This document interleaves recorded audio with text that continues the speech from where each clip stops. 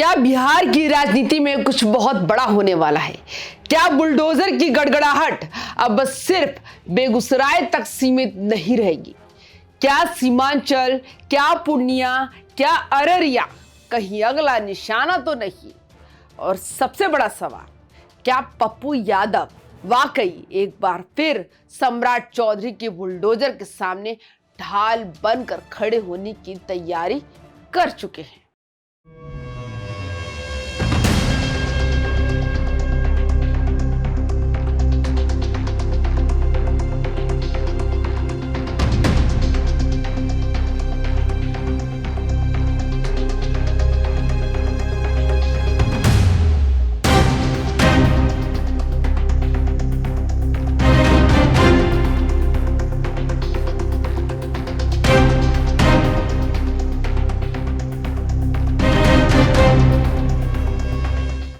नमस्कार, आप देख रहे हैं YBN बिहार झारखंड। मैं हूं आपके साथ मुदिता। आज हम बात करने वाले उस राजनीतिक भूकंप की जिसकी कंपनी पूरे बिहार में महसूस की जा रही है। बेगूसराय में 1500 से ज्यादा घरों पर बुलडोजर चला और उसके बाद पप्पू यादव का गुस्सा दिखा। चंगेज खान की सरकार, गरीबों के आशियाने पल में तबाह, ठंड में बच्चे खुले आसमान के नीचे, ये शब्द हवा में यूं ही नहीं उछले, क्योंकि आज की कहानी सिर्फ बुलडोजर की नहीं, ये कहानी एक नेता की पॉलिटिकल मूव की है, एक प्री प्लानिंग की है और शायद एक नए वोट बैंक की शुरुआत की है। और हाँ, ये कहानी यही खत्म नहीं होती, क्योंकि दूसरी ओर सम्राट चौधरी का बुलडोजर बुलेट की रफ्तार से चल रहा है, बिना ब्रेक के, बिना किसी रुकावट के, बिना पीछे देखे। सबसे पहले समझिए, मामला सिर्फ बेगूसराय का नहीं। बेगूसराय में जब बुलडोजर चला तो सवाल उठे, नोटिस कहां, ऑर्डर कहां था जिसके आदेश पर एक एक घर को पल भर में ढहा दिया गया।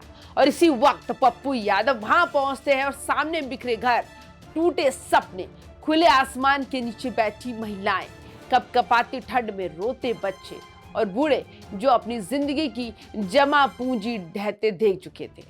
पप्पू यादव का गुस्सा फूटता है। वो कहते हैं, बिहार में चंगेज खान की सरकार है, गरीबों के आशियाने बिना बताए उजाड़ दिए गए।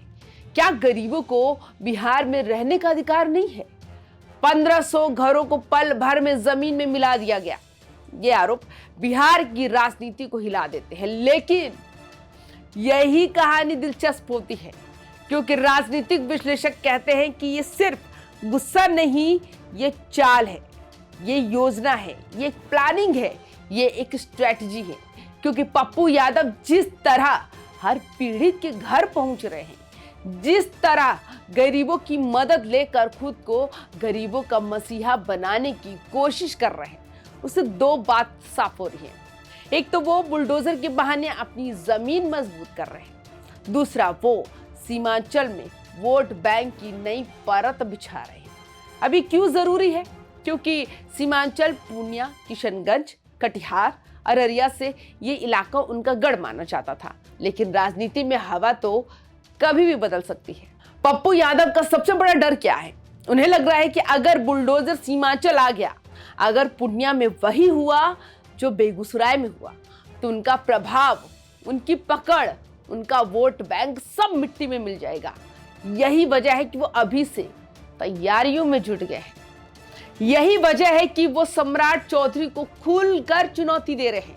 यही वजह है कि वो कहते घूम रहे हैं, पहले लोगों को बसाओ, फिर कार्रवाई करो।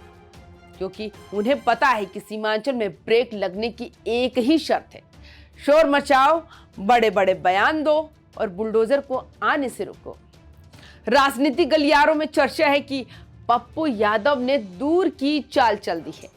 बेगूसराय की घटना को एक बड़े राजनीतिक कैनवास पर चढ़ा दिया गया और उधर सम्राट चौधरी, उनका बुलडोजर तो बुलेट मोड में है। ना रुकने का इरादा है, ना झुकने का अंदाज है, ना सुनने का कोई मूड है। प्रशासन का दावा है ये सिर्फ सरकारी भूमि पर कब्जा हटाने की प्रक्रिया है, लेकिन सवाल जनता के मन में भी है और राजनीति की गलियों में भी। क्या सच में इतनी जल्दी, क्या अचानक और क्या बिना नोटिस के ये सवाल जितने प्रशासन से है उतने ही पप्पू यादव से भी है, क्योंकि अगर एक नेता हर घटना पर पहुंचने लगे, हर पीड़ित के घर पहुंचने लगे, तो वो सिर्फ इंसानियत नहीं, एक बड़े पॉलिटिकल मास्टर प्लान का हिस्सा भी हो सकता है। ये वही इलाका है जहां गरीब, दलित, अल्पसंख्यक और प्रवासी मजदूर बड़ी संख्या में रहते हैं, और ये वही तबका है जो विधानसभा चुनाव में नतीजे बदलने की ताकत रखता है। क्या पप्पू यादव इसी सोशल ब्लॉक को साधने की कोशिश कर रहे हैं? संभव है, बहुत संभव है। बेगूसराय की घटना ने उन्हें मौका दे दिया, और राजनीति में मौका ही नेता बनाता है या तो डुबोता है। तो सवाल यही है, क्या पप्पू यादव अपनी जमीन बचाने के लिए पहले ही मोर्चा खोल चुके हैं? क्या वो वाकई सीमांचल में बुलडोजर रोकने की रणनीति बनाकर बैठे? क्या ये गरीबों की लड़ाई है या आने वाले चुनावों की तैयारी? और सबसे बड़ा सवाल, क्या सम्राट चौधरी का बुलडोजर रुकने वाला है या सीमांचल तक इसकी गड़गड़ाहट पहुंचने वाली है? क्या बिहार की राजनीति में एक और बड़ा टकराव होने वाला है? और अगर हुआ तो इसका सबसे बड़ा फायदा किसे मिलेगा और सबसे बड़ा नुकसान किसका होगा? ये खेल अभी शुरू हुआ है, लेकिन आने वाले वक्त में बिहार की राजनीति में एक बहुत बड़ा फैसला, बहुत बड़े घटनाक्रम और बहुत बड़ी टक्कर किसी भी दिन हो सकती है। तो आपकी क्या राय है? आप हमें अपनी राय कमेंट्स करके जरूर भेजें। बाकी तमाम खबरों के लिए YBN बिहार झारखंड को सब्सक्राइब करें।